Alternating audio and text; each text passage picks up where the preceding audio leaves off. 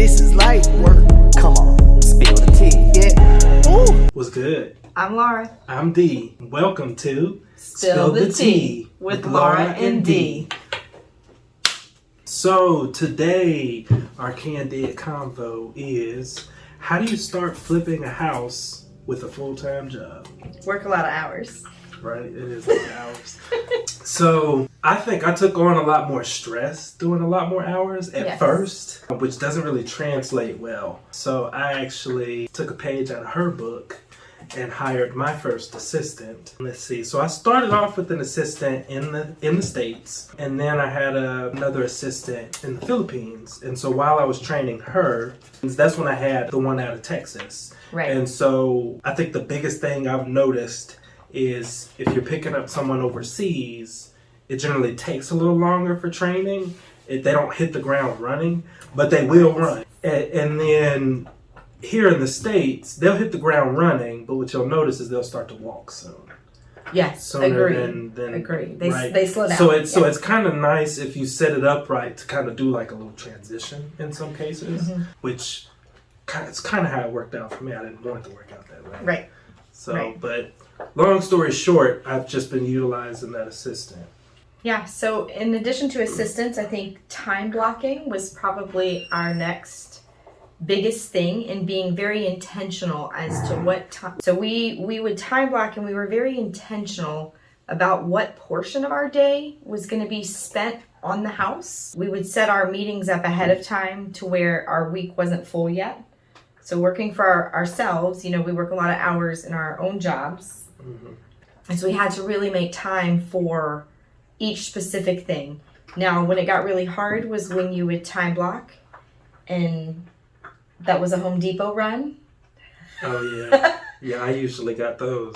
So what I did for those... They always were longer than what they were supposed to be by hours. Which actually worked out in most cases was I would kind of find out, okay, well, one, how much materials are we talking? Right. And so I would just work it out with David, the contractor. And one time we were just like, okay, well, we need cabinets and we need countertops.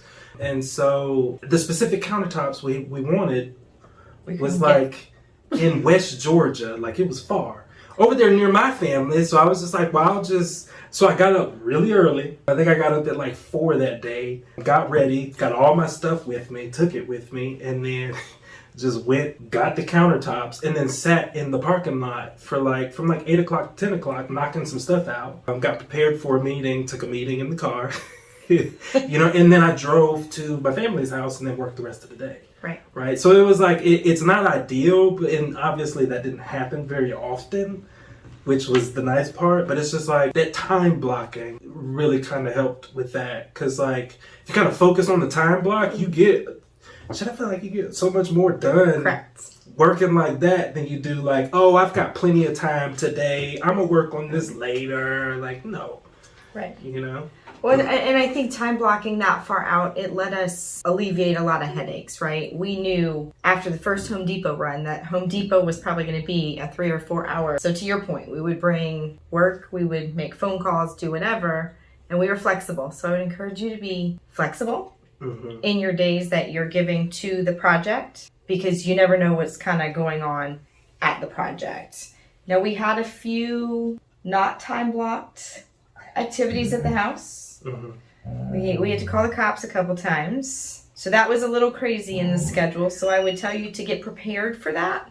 But I think if you set up correctly, you don't really have that many problems. So cameras. We got a question for that. Yes, we do. But I would say cameras. So that's a good way to alleviate a lot of unnecessary trips down to the property. Is make sure the area is secure, make sure it's being watched, it's got surveillance on it. And then an alarm system that goes directly to first responders in case there's a fire, in case there's, a break-in or whatever. That stops you from having to check on the house. A lot of my renovators, they just have an alarm that goes off, and it goes off on their phone if it goes off. And they end up having to drive down to the property. And a lot of times it's nothing. The problem with those alarms is they don't work great. So they just go off, or maybe a shadow, pushes them off or something for movement in the house. Right. So I would encourage you to have a good system to not have to go to the house often, for emergencies. We're gonna get one of those things that David has. What's that? Like it's a security camera, and you can stick it about anywhere. Okay. And so anytime someone walks up to it, it automatically says, "Hey there, you're on camera," and it like scares the living crap out of you every time. So it deters most anything that'll happen. I'm in. So if you think about it, it's like, okay, well that's a good way to kind of we were lucky with ours. I'm sorry, Yes. I'm getting ahead of myself. Yes, we were lucky. We didn't have a lot of problems. So how do you use your assistants to kind of open up a little bit more time outside of time blocking? So my assistants have very specific and scheduled tasks. So things that have to be done on a daily basis. For me, a lot of times they kind of take that off of my plate. So while I didn't use my assistants at a high level in flipping the project, what I personally used my assistants for was at a higher level to do the things in my other company that would allow time to free up. So writing newsletters, creating marketing material, putting together social media material, that kind of stuff. I took all of that off of my plate, and we actually hired somebody. We hired 2 people. We went through some changes as well, but we hired somebody. She did a great job. She started us off and running. She kind of set the tone for what our social media was going to look like. She was not able to go full time, and my need for her was to go full time. So we went ahead and we found somebody else who is now with us full time, and that was huge, right? Social media takes a lot of time, and if you're in business today, well, you probably should be on social media in some way, shape, or form. So that's how I used my assistants, was just kind of taking those mundane tasks that I could pass off to somebody who I could pay, a reasonable price to take care of those, and it frees up a ton of time for me. Right. So that would be my suggestion. My assistants were a little more heavily involved with the flip. So I have one that actually does the project accounting now. So she does all of the back end bookkeeping, kind of keeping everything organized. Right. She's like my Louie, essentially. We love Louie. Right. Then I also have, most of my time was just spent making videos for social media. So to your point, I have an assistant for that too. And that kind of gets rid of most of, to your point, the mundane tasks. So as long as I'm staying ahead of it, I have my time back. I don't have to spend as much time on the flip, and then I can actually work. I can do stuff around the house, help my fiance get ready for the wedding. Woohoo! So July. Absolutely, man. I'm excited for that. Me too. Me too. Maybe we'll do a podcast or a vlog. We don't really know what this is. It's something that you watch. Girl, this is a vlog. We know exactly what this is. Maybe we'll do one on the wedding. That would be nice. That'd be cool. Yeah, we'll do a video on your wedding. That'll be super fun.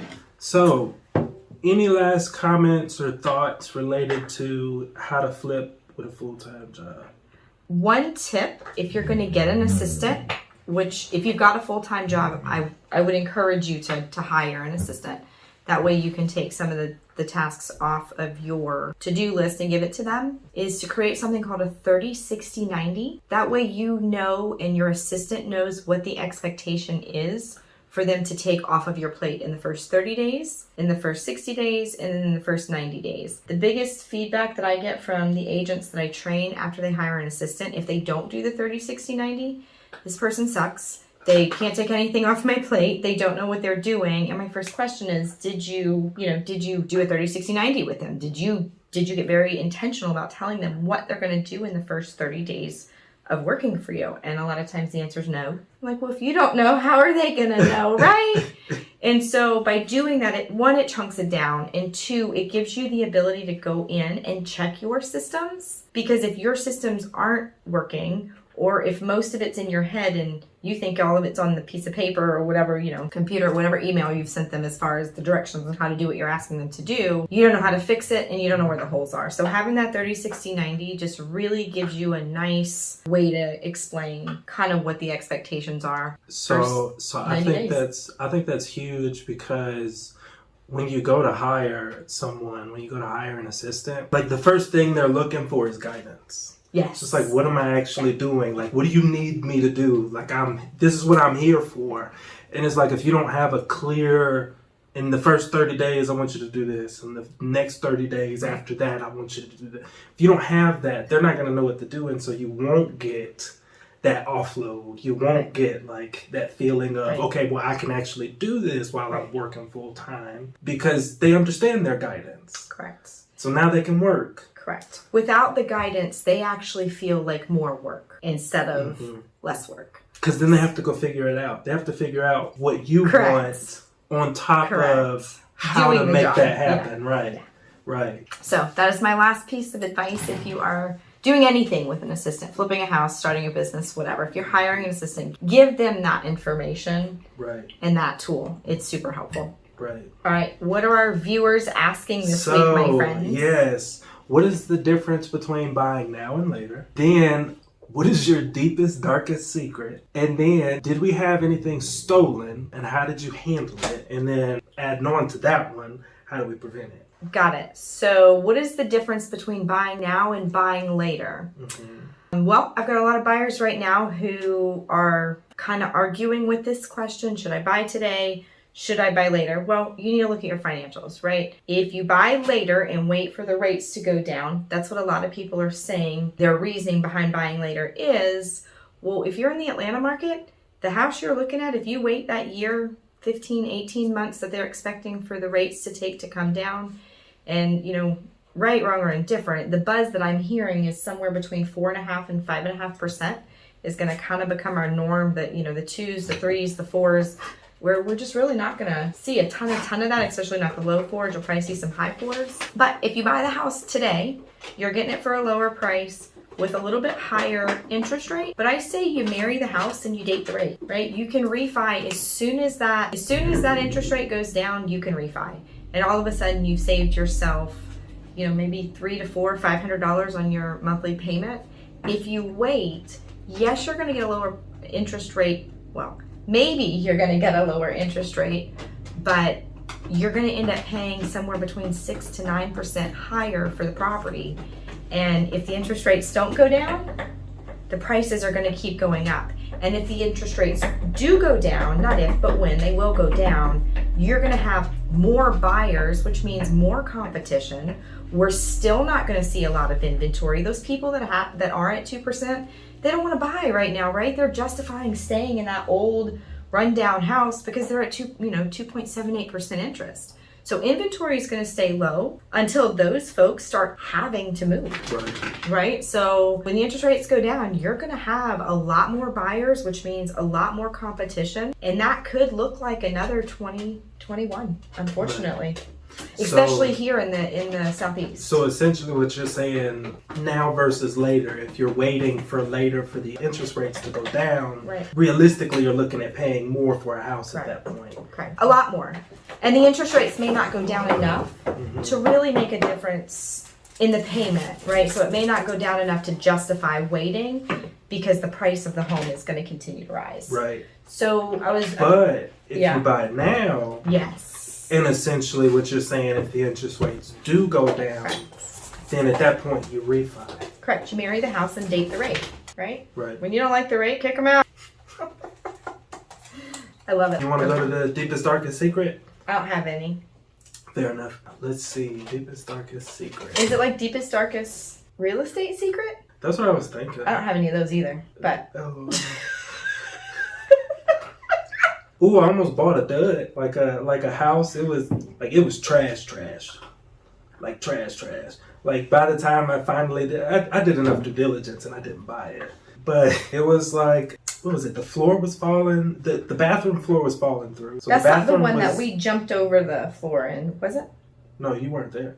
Oh. Yeah. I was in one where the floor was falling in because we were hanging from the rafters. Oh yeah, no. So that one that had a bigger problem. Yes. That house that house needed to come down.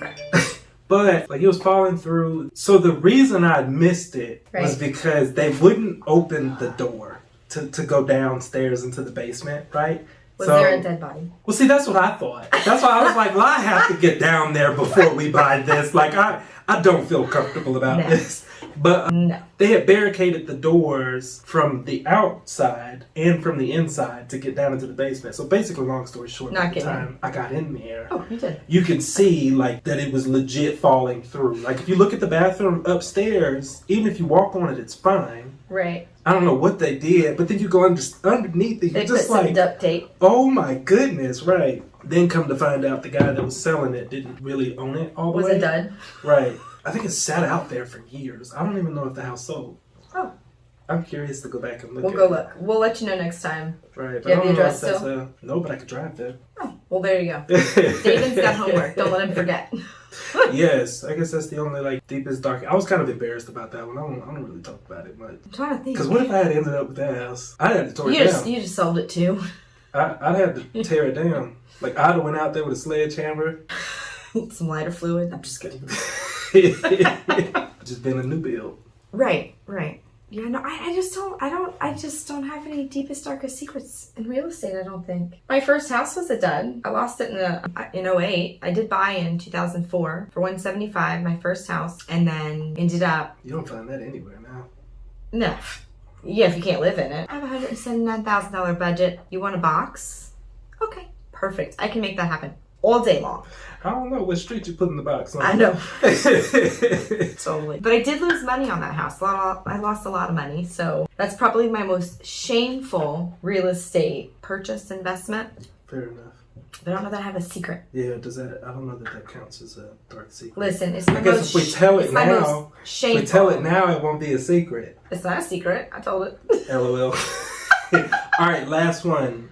Did you have anything stolen, and how do we handle it? We did have something stolen. It was power, We did have the power stolen. and we locked the power box. That easy. Yeah, really. And basically preventing it is going to be finding whatever security system. David, I'm coming for you. Yeah, I don't know. We got to find that thing. You are on camera. So, but to prevent it, we did actually think about this when we first started flipping the house. So we were cognizant of the amount of material we purchased, right? So we made sure that what we purchased was not more than what inside could handle and the crew could work around. Right. And we needed to be able to cover it, right? Like it needs to be able to be covered to be protected and not get gross and dirty and full of all that contractor's dust. So we did that. We did put some stuff in the crawl space. So getting a nice, clean, fresh door that's shut on the crawl space With a lock on it, right? was the big deal. But really and truly, the only thing we really did have stolen was power. And had the neighbor not called and told us that someone was charging, and they were taking a lot of power. They were charging a generator. Yeah, overnight. Like, And that was correct. not the only thing there. no, their phone, their this, their Right. that was charged. And so we went out there and we locked the outdoor outlets. All your outside outlets should have covers, and those covers should be able to lock in some fashion. Right. And so we just bought little And I locks. think our alternative to that was to shut those off too. Correct. If we didn't have that. Correct. Somebody else made that suggestion, was to just have your contractor shut off all electrical outlets on the exterior of the home. That way, no matter what they do, they don't break it. You put a lock on it. The idea was they could break it. I feel like our neighbor was madder than we were. Our neighbor was so pissed. She's like, they keep coming back here. Yeah. They're doing something. I don't know if they're getting And they're in on the a house. pink bike. She was precious. We loved her. We're very, very Yes, thankful that she yes. called. We were not making fun. But yes, she was very, very, very upset. And then I would try to text her, and she would call and yell at me because she only spoke English. She couldn't read it. I didn't know. So she called me, and I got in big trouble for that one. So after that, I would send her voice texts. So make sure you know best way to communicate with neighbors. That's Honestly. another way to kind of keep your stuff safe. Get to know the neighbors. All the flips I've been involved in, I've known the neighbors. So And honestly, so I think the reason that works really well, so when they teach you project management from a technical standpoint, right. one of the biggest pieces is stakeholder management. And so if you think about it, if you're flipping a house, your two biggest stakeholders is the city or the municipality, Right. and then the neighbors. Sure. Because those are all the folks you're going to be in. They're going to see you Correct. every time you come down there. Correct. They're That going to makes see sense. you, right? And so if those stakeholders aren't happy, or if they're not updated, or if they don't know what's going on, a lot of this, it'll fight you on the project. Right. It'll fight you, especially the city. Man, if the city starts fighting back with you, you're done. You're done. You're done. chopping block. So, but it's stakeholder management that's huge, and that's how you kind of mitigate those problems before they even show up. So that's how we prevented it. Absolutely, and I think we mitigated it well. I mean, only having power stolen 2 or 3 times wasn't. And no one got awful. in, right? No one got so in. It was nothing was stolen. Nothing was physically Physically stolen. taken It's out. We just just like had right, a few bucks on our power bill one month. right. We are very excited about our new mugs. Yes, Spill it's got the tea. logos on it. Mazzy, Riley. Cheers. So, if you have any questions for a house flipper or a real estate professional, drop them in the comments and we'll answer them in our upcoming videos. Make sure you follow, you like, find us on Instagram. We're both on Facebook. And Instagram and TikTok. All the things. Yes, more to come. This is light work. Come on, spill the tea. Yeah. Ooh.